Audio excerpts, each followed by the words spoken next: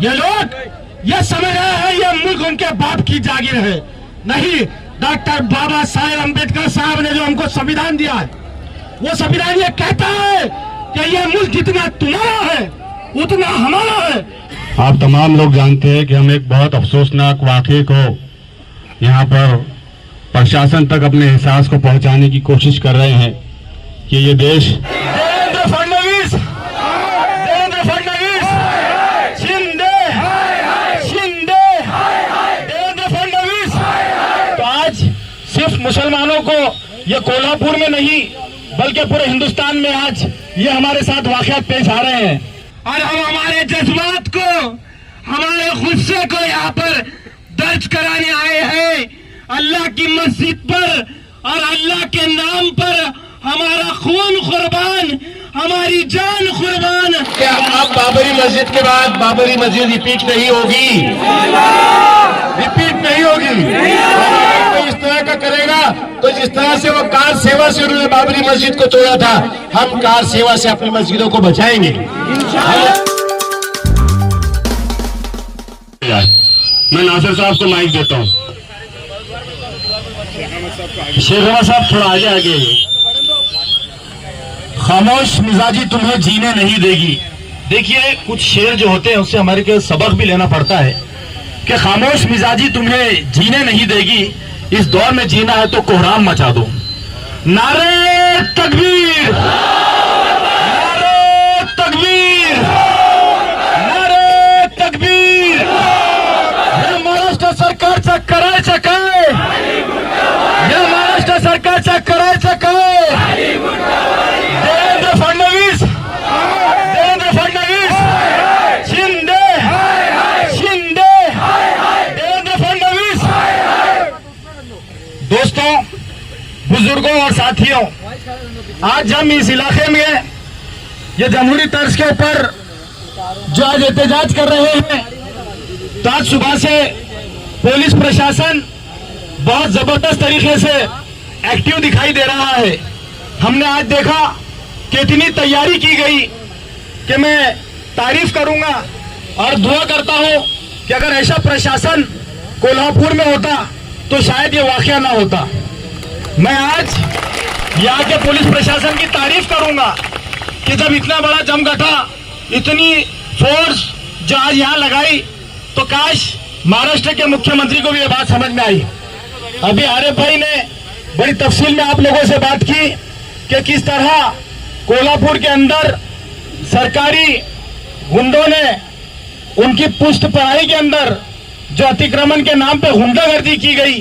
तो आज सिर्फ मुसलमानों को ये कोल्हापुर में नहीं बल्कि पूरे हिंदुस्तान में आज ये हमारे साथ वाक़यात पेश आ रहे हैं। और मैं समझता हूँ कि आने वाले वक्तों के अंदर ऐसे वाक़यात होना कोई नई बात नहीं होगी, लेकिन इसके लिए हम तमाम के पास क्या लाहे अमल है, इसके ऊपर भी हमको गौर और फिक्र करना पड़ेगा कि हमारे अंदर कोई ऐसी जमात ऐसी आपको नजर आती है कि जो वोटर दिलाने के बारे में अभी बात की गई, जिन्होंने यहाँ के सेकुलरिज्म ढांचे को मजबूत करने के लिए दिन और रात मेहनत की, लेकिन जिस वक्त ये वाकया हुआ बड़ी सोच समझ के साथ में सोच के आहिस्ता आहिस्ता वो लोग हल्लो अपनी बातें कर रहे हैं कि हमारे को इंसाफ मिलना चाहिए।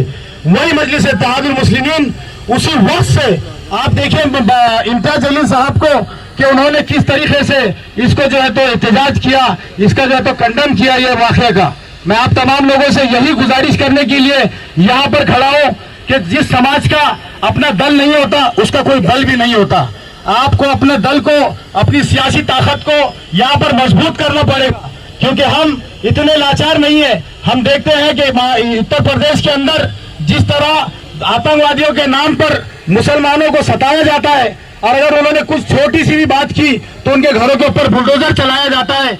तो मैं इस महाराष्ट्र गवर्नमेंट से आज ये विनती करता हूँ, यहाँ पर उनसे रिक्वेस्ट करता हूँ, जितने आतंकवादियों ने कोल्हापुर के अंदर उधम मचाया, आतंकवाद मचाया, तो उन तमाम के जो है तो घरों को बुलडोजर चला दिया जाना चाहिए, उनके जो है तो कारोबार को तोड़ कराना चाहिए। उनके ऊपर यूएपीए के तहत कानून से जो उनके ऊपर मुकदमे दायर करना चाहिए। ये मत समझिए कि मजलिस इत्तेहादुल मुस्लिमीन आज एक धरना देकर घरों में बैठ जाएगी।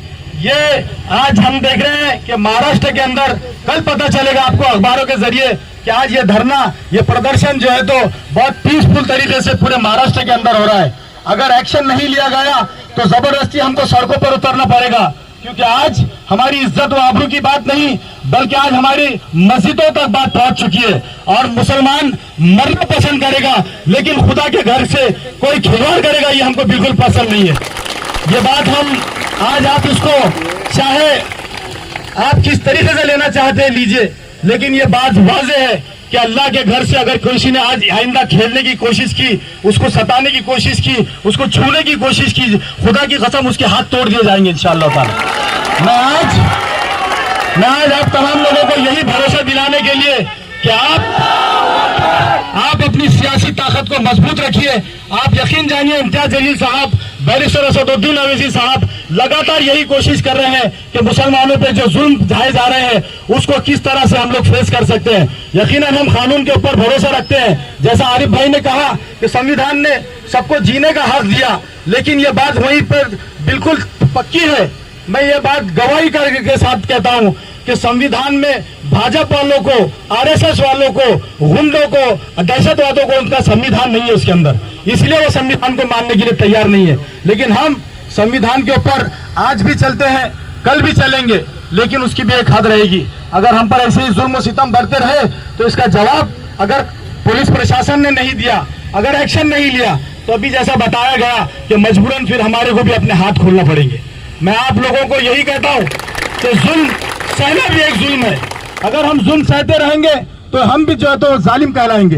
तो आप लोगों से यही गुजारिश है कि अपनी जमात को मजबूत करें और जब भी आपको आवाज दी जाए तो आप इसी तरह अपना इत्तेहाद का मुजाहरा करें। बहुत बहुत शुक्रिया।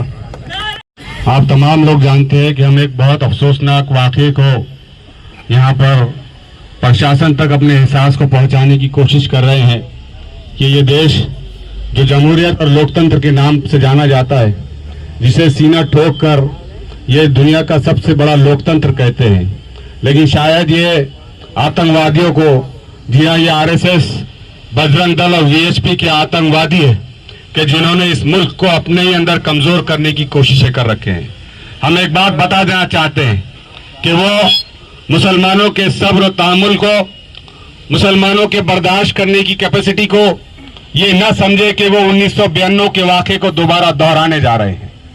उस वक्त 1992 में मुसलमान किसी सियासी शऊर के बिना एक सियासी जमात के साथ चला करता था, लेकिन आज अल्लाह रब्बुल इज्जत का एहसान है कि जिसने हमारे दरमियान मजलिस इत्तेहादुल मुस्लिमीन जैसी एक ऐसी सियासी जमात भेजी है, मेरे नौजवान दोस्तों और बुजुर्गों, जिसने आपके अंदर ये जज्बा पैदा किया कि तुम भी क़यादत कर सकते हो, तुम भी अपना लीडर चुन सकते हो।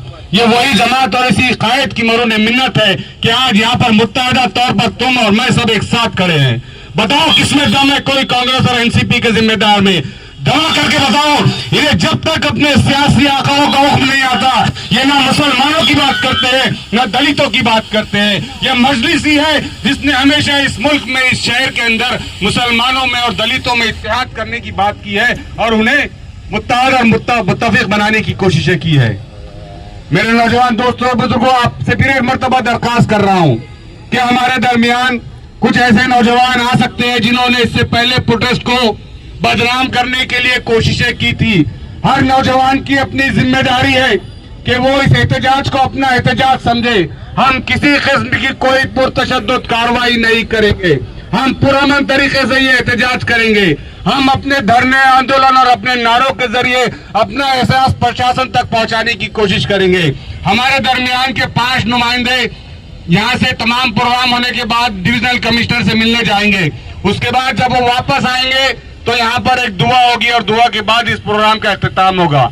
मेरे नौजवानों, आपसे यही दरखास्त है कि इस प्रोटेस्ट को पुरअमन बनाए रखने के लिए अपने अपने तौर पर कोशिशें करें। अब मैं दावत देना चाहता हूं अब्दुर्रहमान आलम, एडवोकेट अब्दुर्रहमान आलम को कि वो अपनी बात मुख्तसर अंदाज में रखें। औज़ु बिल्लाहि मिनश शैतानिर रजीम, बिस्मिल्लाहिर रहमानिर रहीम, रब्बि इश्रह ली सदरी व यस्सिर ली वहलुल उक़दतम मिन लिसानी यफ़क़हू क़ौली।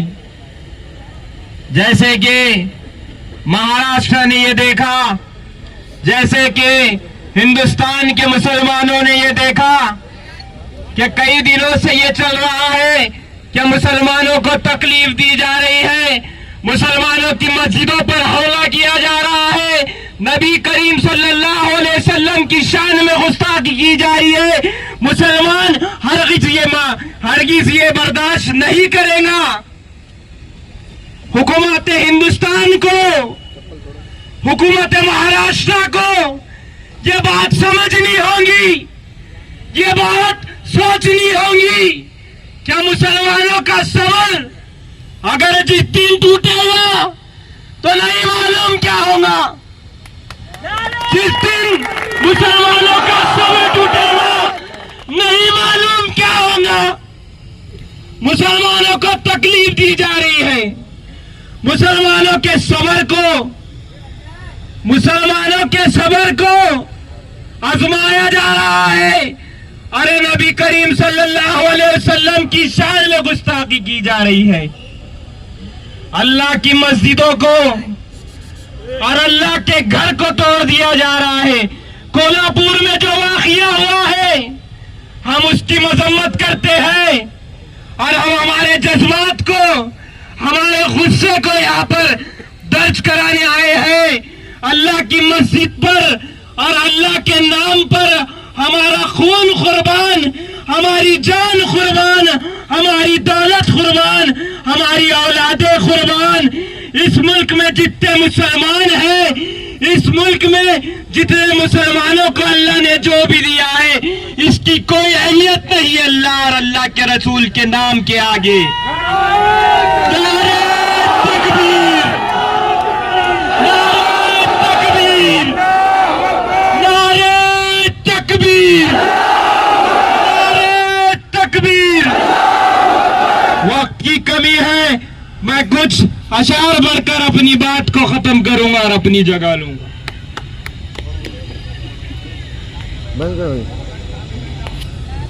अरबाब हुकूमत से कह दो, अरबाब हुकूमत से कह दो, ये अज़्म किया है हम सब ने, जो हक के मुकाबिल आएगा हम उसको मिटा कर रख देंगे। हमें खुदा के कायल है, हमें खुदा के कायल है। हम हक के निशा है दुनिया में, हम हक के निशा है दुनिया में। बातिल को मिटा कर दम लेंगे, बातिल को मिटा कर दम लेंगे। जो सीने दुश्मन चाक करे, जो सीने दुश्मन चाक करे, बातिल को खत्म करके खाक करे। ये रोज का किस्सा पाक करे, ये रोज का किस्सा पाक करे, वो जर्ब लगा कर दम लेंगे। ये सुअर और दल्लाल भला, ये सुअर और दल्लाल भला, क्या खाक हमें डराएगा। ये सुअर और दल्लाल भला, क्या खाक हमें डराएगा। हम राह रहू के रहबर है, हम राह रहू के रहबर है।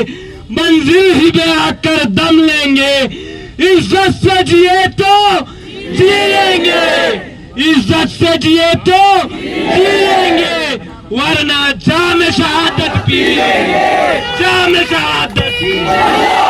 नारे तकबीर, नारे तकबीर, नारे तकबीर। हिंदुस्तान जिंदाबाद, हिंदुस्तान जिंदाबाद, फलस्तीन जिंदाबाद, फलस्तीन जिंदाबाद, फलस्तीन जिंदाबाद। शुक्रिया खुदा। हमारे पार्टी के जितने जिम्मेदारान हैं, कॉर्पोरेटर से दरखास्त है कि वो रोड पर थोड़ा सा इंतजाम देके, पब्लिक वहाँ पर बढ़ रही है तो आप लोगों से दरखास्त है कि वो थोड़े इंतजाम में चले जाएं। आप लोग जाने पहचाने चेहरे हैं, आपको लोग सुनते हैं, तो वहाँ पर पब्लिक बढ़ रही है। किसी को भी कोई दूसरे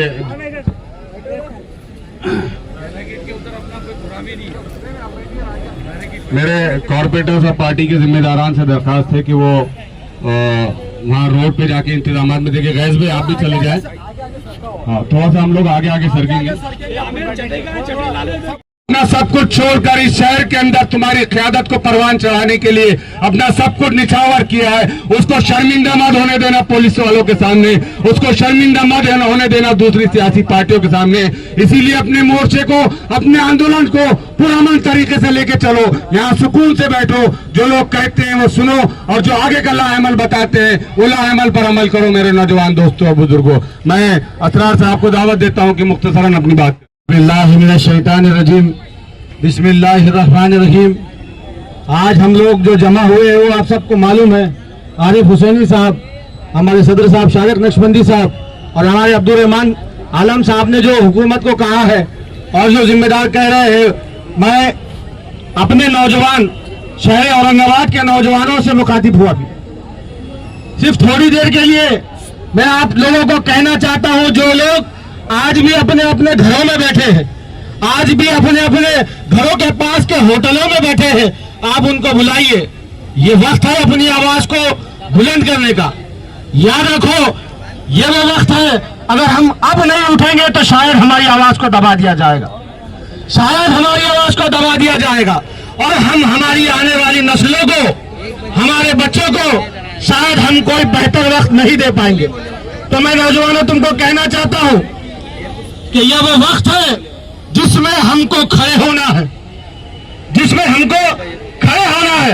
और एक शेर कहकर मैं अपनी बात को शुरू करना चाहता हूं, और मैं मुसलमानों से कहना चाहता हूं कि जिस तरीके से हम लोग आज बढ़ चुके हैं, हमको तकसीम किया जा रहा है सियासी तौर पर, और हमारे को आपस में लड़ाया जा रहा है, तो ये शेर के साथ मैं कहना चाहता हूं कि देवबंदी शिया सुन्नी बरेलवी में बढ़ गए, अपने अपने मकसदों से इसीलिए हट गए। अपनी अपनी मस्जिदें हैं, अपने अपने पीर है, सरकशों में जंग खाए, सारे टूटे तीर है, सैकड़ों खुदा है इनके, सैकड़ों खुदा इनके एक जगह खड़े हैं, एक खुदा में सारे बिखरे हुए पड़े हैं। दास्तां में तुमको सुनाने आज आया हूं, सोए हुए शेरों को जगाने आज आया हूं।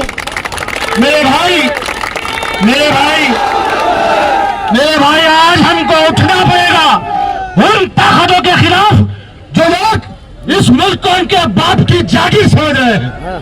ये लोग ये समझ रहे हैं ये मुल्क उनके बाप की जागीर है।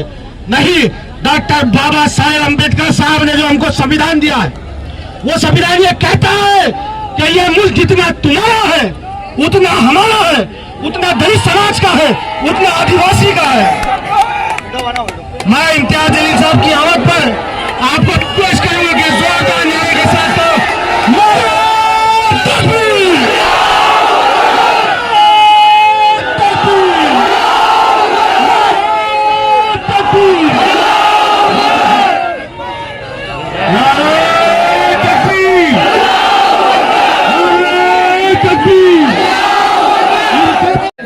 आप सब इस बात से वाकिफ है कि कोल्हापुर में कुछ शरपसंदों ने, जिन्होंने बड़ी जमहूरियत का नाम लेकर के हमारे वोट लिए, और पूरे मुल्क में जिन्होंने ये दुहाई दी कि हम जो है सैफरन या ये बीजेपी और उसके अलायंस के मुकाबले में खड़े हैं, और एक तरह से मुसलमानों ने पूरी तारीख में एक तरफा तौर पर इनको वोट दिया है।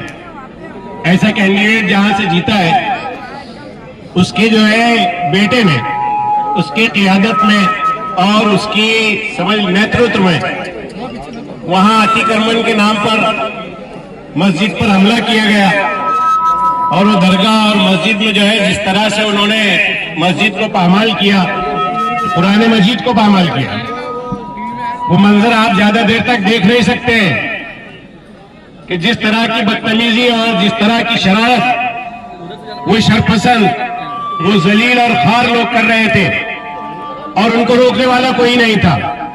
तो ये जो वाकया पेश आया है, इस वाकये पर हम शदीद मजम्मत के लिए यहाँ पर खड़े हुए हैं, और हम ये बात बतला देना चाहते हैं, एक वक्त में जब हमारी क़यादत ने यह फैसला किया था कि हम बाबरी मस्जिद के हवाले से अदालत के फैसले को कबूल करेंगे, तो हमने पूरे मुल्क में हमारे खिलाफ जाने वाले इस फैसले पर बहुत संजीदगी के साथ और अमन पसंद होने का मुजाहरा किया है। तो क्या आप ये समझते हैं कि अमन का यह मुजाहरा हमारी कोई गलती थी? क्या हम जो है बाबरी मस्जिद के गम को बर्दाश्त करके कोई मुर्दा दिल इंसान थे? नहीं, हमारी ईमानी जुर्रत और हमीयत उस वक्त भी जिंदा थी, वो हमेशा से जिंदा है, वो हमेशा जिंदा रहेगी। लेकिन हम सिर्फ ये बताना चाहते थे कि हम वो कौम है जब जिससे जो बात कही जाती है उस पर बड़े डिसिप्लिन के साथ, बड़े नज़्म ज़ब्त के साथ हम उसको मानते हैं और उस पर लब्बैक कहते हैं।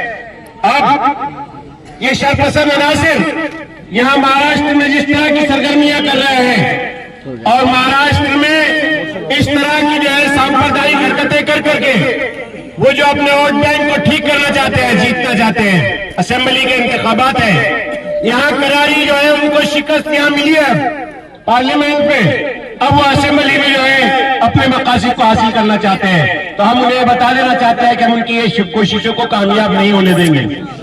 दूसरी ये बात कि हम मुतालबा करते हैं कि वो शरपसंद MP का बेटा जिसने नेतृत्व कर करके इस मस्जिद के मिसवारी में एक रोल प्ले किया है, जो ऑन कैमरा है सब, उसको जो है करारे वाकई सजा दी जाए।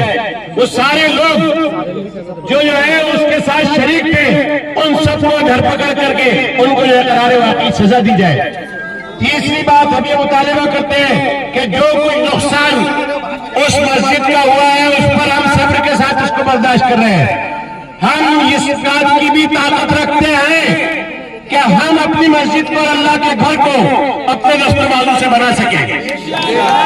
हम इसकी ताकत रखते हैं। हम इस आजाद मुल्क में इसके आजाद शहरी होने के नाते से वो फंडामेंटल राइट्स जो दस्तूर ने हमको दिए उनके पास जो है नतीजे में हम जाकर के अगर उन लोगों ने नहीं किया तो हम उस मस्जिद की तामीर जो है उसके सिलसिले में हम उसके लिए सक्षम हैं। हम डरते नहीं हैं, हम झुकते नहीं हैं। हम जो है सिर्फ ये है कि हमें हमारे रसूल ने, हमारे दीन ने शर फैलाने का इससे मना किया है और अमन की जो है हमें ताकीद की है। इसलिए आज से हम इंतजामिया को ये बताना चाहते हैं, हम ऐवान इख्तिदार तक ये बात पहुंचा देना चाहते हैं, हम जो है CM और गृह मंत्री सब तक ये बात पहुंचा देना चाहते हैं कि हम सब्र का मुजाहरा कर रहे हैं। इसका मतलब ये नहीं है, हर चीज ये नहीं है कि हम कमजोर हैं। हम कमजोर नहीं है, हम जो है सक्षम है कि अपने घर, अल्लाह के घर के सिलसिले में जो है हमसे बन सकता है हम करेंगे। हम इस प्रोटेस्ट के जरिए से जमहूरी तरीके से, क्योंकि हम जमहूरियत पसंद है, इसलिए लोगों को, इंतजामिया को और हुकूमत को मुतवज्जे करना चाहते हैं। हमारे अर्दिल अजीज कायद इम्तियाज जलील साहब ने इंतजामिया की जो है आगे ये बात कह करके कि उन्होंने जो है नज्म किया और इंतजाम की और अमन की दुहाई दी और कोल्हापुर जाने के सिलसिले में रिक्वेस्ट की, तो वो जो उनकी रिक्वेस्ट पर रह गए। लेकिन इसका मतलब ये नहीं कि हम नहीं जाएंगे। अगर उस मामले को ठीक नहीं किया गया तो सब के सब लोग यहाँ से जाकर के उसके सिलसिले में अपने जमहूरी हक को हासिल करने की कोशिश करेंगे और साबित करेंगे इंशाअल्लाह ताला कि अब बाबरी मस्जिद के बाद बाबरी मस्जिद रिपीट नहीं होगी, रिपीट नहीं होगी। तो इस तरह का करेगा तो जिस तरह से वो कार सेवा से उन्होंने बाबरी मस्जिद को तोड़ा था, हम कार सेवा से अपनी मस्जिदों को बचाएंगे, हम उसकी खिदमत करेंगे, हम उसके लिए मैदान अमल जाएंगे। हम कानून को हाथ में नहीं लेंगे, लेकिन जमहूरी हक जो हमारा है उसके हवाले से हम कोशिश करेंगे।